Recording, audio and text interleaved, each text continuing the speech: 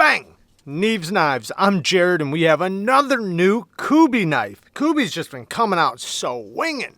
Now, this one reminds me a lot of the Kubey Atlas, but this is quite a bit bigger. So it's almost like a shrunken down version of the Atlas without a flipper. Now, the Atlas is great, and this does come in a premium version, Jelly Jerry design. This one came with a little bit of a lighter detent, but it still works super good. Great ergos. It is more of a beefier knife, especially the titanium frame lock version. Now this one, the one big difference though is that deployment hole. You can see how the difference. And like I said, no flipper, but this is so much smaller. However, full 4-finger grip, very comfortable too. And the way it's set up is it does have the deep carry clip, but when I wrap my hands around it, the clip, and I hang on tight, and I'm really tight up to the choil, this flipper tab hangs out the back, so it's super comfortable. Now, if I go like this, yes, I can feel it quite a bit, but I can situate my hand to where it's very comfortable. Nice sheep's foot blade. It is D2 steel. I wish they would just switch all the way around to 14C, but reverse flicking action is fantastic. You have a great thumb flick. The thumb flick and the reverse flick are equally as good. It's just the way it's placed, the amount of leverage. You can use the top of it so you get a stiffer detent, and it works great. So good. Beautiful sharpening choil. They have the plunge grind backed up with enough room for you to get some good sharpening in. Good access to the lock bar. Very smooth on the drop. Great slow roll. Stop pin size. Decent size stop pin for the blade size. T8 hardware all the way around. T10 pivot. Like I said, deep carry clip that is reversible.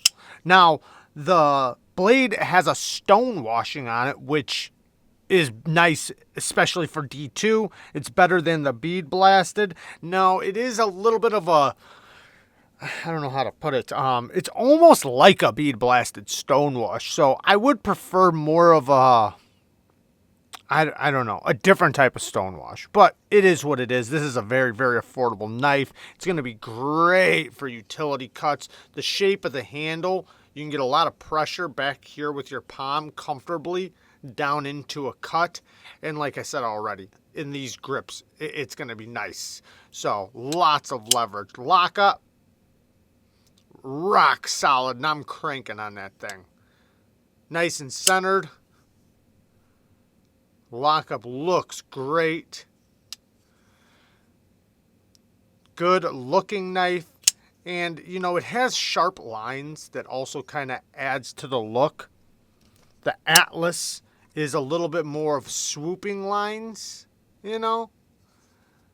Still really good. Both of them are good, but this is somewhat of a little brother to the Atlas. If you like the Atlas and you want a little bit of a smaller version, great option right here. Fantastic option.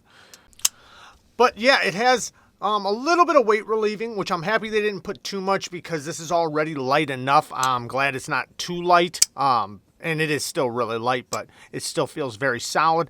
And, you know, these knives, they're like the best knives to tune and things like that. Like if you have one and the detent's too strong or too weak, they are super easy to maintain and tune. They do Loctite the hardware, but they use blue Loctite. They use medium hold. So it's very easy to disassemble. And when you do disassemble it, it's a knife that's easily disassemblable.